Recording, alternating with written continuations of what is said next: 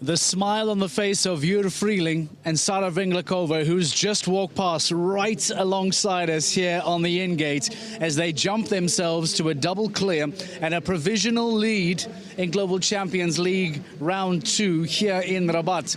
Scandinavian Vikings are your current leaders on 8 penalties. What a performance from the Scandinavian Vikings. Vinglakova jumping clear, Jur Freeling on Kilimansita jumping clear, and all of a sudden the game has changed ever so slightly for the second round coming up now.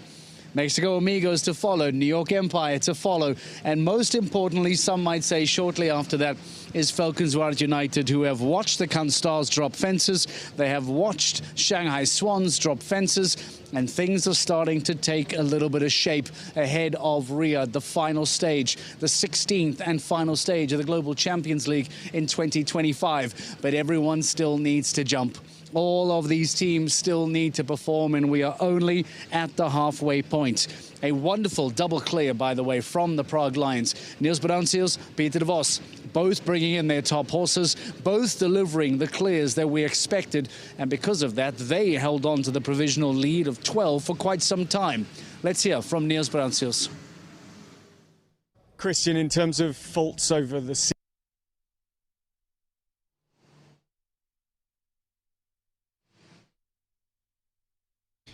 Niels, when the going gets tough, that team spirit of Prague Lions really shone through again today. What's your response to the round of you and the round of Peter?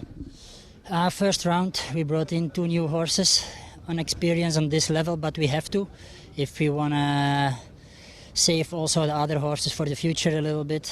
But I think it's not only on the horses about the horses we have to speak. I think our riding was not good enough in the first round, and we grabbed everything together, me and Peter, and we said, yeah, we have to go clear to try to get a few places.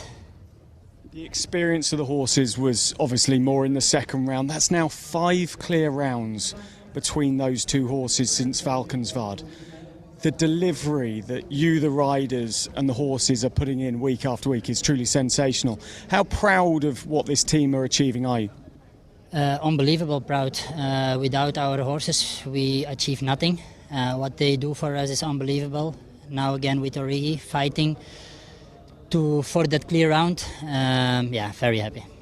How different did you find the course? Obviously it's bigger, we know that, but how different technically did you find the course from round 1 to round 2? It's a big step. Not only in the height, but everything. The lines, triple combination gives, I think, a few faults. The last is not easy to jump.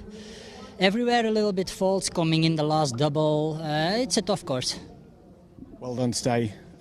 Good luck as we wait to see where Prague Lions end up, and good luck in Riyadh. I think we have to cross the fingers. Thank you. Great, thanks. Origi and Primo delivering the goods in GCL Round 2 for the Prague Lions. And quite interestingly, as the Prague Lions finished here, Niels Brandsils and Peter de Vos come out of the in-gate that's right next to the studio here. And I looked at Peter de Vos and gave him a thumbs up. And he said to me, it had to happen. It had to happen. They realized the pressure they were under. They know that with the penalties that came in round 1, nothing but perfection was required in round 2, and it's exactly what the 2 Belgian boys delivered there in GCL round 2. Tough afternoon for the Monaco Comets, powered by the Iron Dames. They find themselves on 28 penalties, despite a wonderful clear from Yoli Mitlineo and Latis Taxandra in round 2. There were fences that fell aplenty for Inez Jolie, I'm afraid. Let's hear from the young French rider. Inez, sometimes there aren't answers as to why you have fences down in rounds. Sometimes it's rider error. I believe in your round, your bridle broke. Is that true? Yes, the chain broke on the last line. And I didn't have direction anymore. Was really unlucky. All the round you jump amazing. Honestly, was one of the best rounds. He was responding super well and just broke.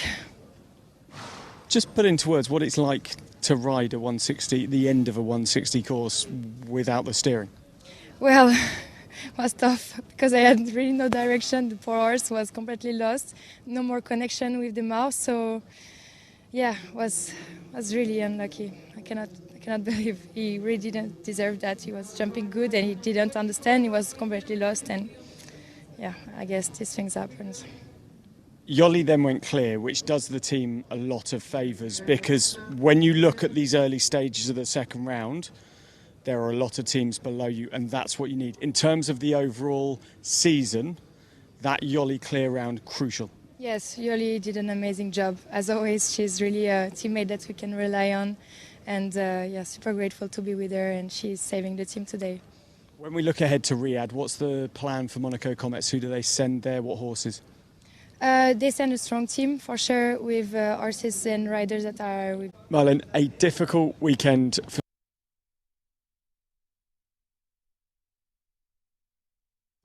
of Ines Jolie. Disappointing for her, as you can see. Heartbreak for any rider when they see those fences start to fall. Losing a stirrup, then losing control, at least 100% control, as you wish, always makes life very, very difficult. 3 fences for Jolie, but as we said, a wonderful clear from Yoli Mitlineo that now keeps the Monaco Comets, powered by the Iron Dames, on 28. But again, going into Riyadh in a couple of weeks' time, where are they in that conversation? The League of the Last we spoke about earlier on today. We talked about the teams that are fighting for a spot, the final spot in the GCL Super Cup quarterfinals. Are the Monaco Comets quite unbelievably going to be drawn into that conversation? Let's quickly hear then from Malin Bayard-Jonsson. The Stockholm Hearts, powered by H&M We Love Horses, find themselves on 30 penalties at the end of GCL round 2. Marlon, a difficult weekend for Stockholm Hearts. Firstly, let's talk about that. How did you see this weekend in Rabat? Well, I was really looking forward to this weekend. I have my 2 good horses here, and Caroline also, so I was looking forward to it, and I thought we had good chance today. In the second round, I actually thought Caroline jumped really, really nicely, and then you and H&M Indiana did what you do. You went and put in a really good performance. Looking ahead to the rest of the season now, what can Stockholm Hearts take from Riyadh and potentially then, well, obviously then the GC playoffs too? Well, I think what we aim at now is making a good final. You know, we're not going to get much further up on the list in the total, so we're just going to have to aim for the final, and we still have a good team going to Riyadh, so let's hope they have a better performance than we did today. Do you know yet who it would be representing the team in Prague at the GC playoffs? I'm pretty sure it's Olivier, Nicola and Caroline. Thanks very much for your time today. Well done. Thank you. Malin Bayard-Jonsson giving some thoughts on what took place today, and as she says, well, might as well focus on Riyadh, focus on the final, and make sure that they have a good performance coming up in a couple of weeks' time, and then going into the GC playoffs in Prague shortly after that. Let's move on then with the rest of GCL round 2. The Mexico Amigos, powered by H5 Stables, are next. Shortly after, New York Empire, powered by Lugano Diamonds, and then quite excitingly comes Falcons Ward United, who have seen Canstars have fences down. Could we be seeing a major shift in the championship race? Let's go out and check it. GCL round 2 live from Rabat. By the end of today, the Global Champions League will have an outright leader. Who's it going to be? Will the top 4 have got any closer to guaranteeing they're all in? Or will another team be pushing on in to the top 4? Will things move around down the bottom of the order? How's it all going to be set up going to Riyadh in a couple of weeks' time? And when hundreds of thousands of euros differentiate the prize money in the places on the league, every single point and position and fence has a part to play at this stage of the year. Mexico Amigos, who sit in 10th place in the overall standings, which is actually one better than they finished last year. They were 11th. They just had the one podium. That was in London. Last year they also just had one podium, but we'll hope to see if they can somehow maybe push for another. They are like the Vikings on a score of 8 at the start of this round. And Emily Conter and this lovely 10-year-old Bamako de Musmer called Portobella and Van de Futikov.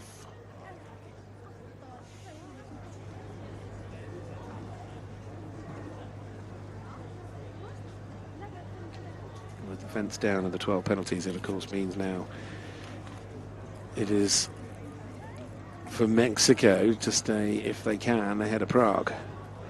But they won't. And that's good news for Prague. Also good news for Scandinavia as well. Not such good news for Mexico. They now want a team total of 16. So 16 penalties is the score for the team, with one rider still left to go.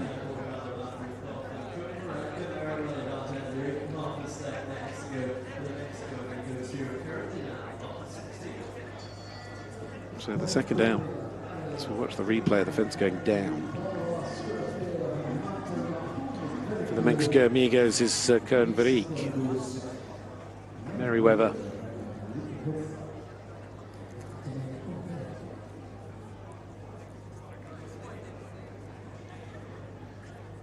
16, of course, is the same score as the Cannes Stars.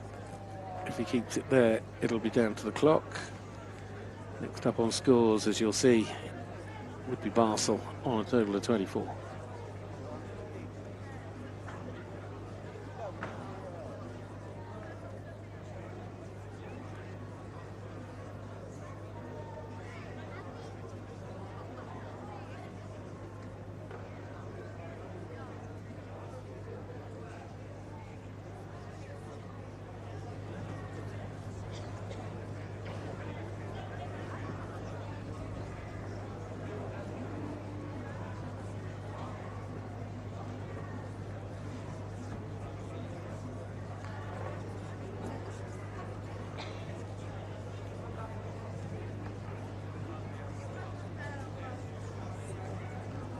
Kept up quite a nice forward pace to this round. It'll be interesting to see how the time balances up. Most importantly, though, he's got to leave the fence up.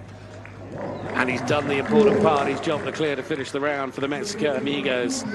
And it will keep them ahead of the Cannes Stars, which is good news. Interestingly, very interesting, and a big bonus for Falcons Ward United is that the 16 of Mexico Amigos is ever so slightly quicker than the 16 of Cannes Stars, which means that Cannes Stars are guaranteed to move one step further down. The lower that they go, the bigger the opportunity it is for Falcons Ward to cash in and get a major lead on them heading into Riyadh. Now we start to have these serious conversations, these serious mathematical conversations about this GCL title and the destination of that trophy. Is it going to the Cannes Stars? Is it going to Falcons Ward United? Is it maybe going to Riesenbeck or to Prague Lions? Don't ever rule that out. Let's continue this conversation. New York Empire, powered by Lugano Diamonds, are next in the ring. If you want to catch the rest of Global Champions League Round 2 from Rabat, sign up for a GCTV Live Pass and come and join us.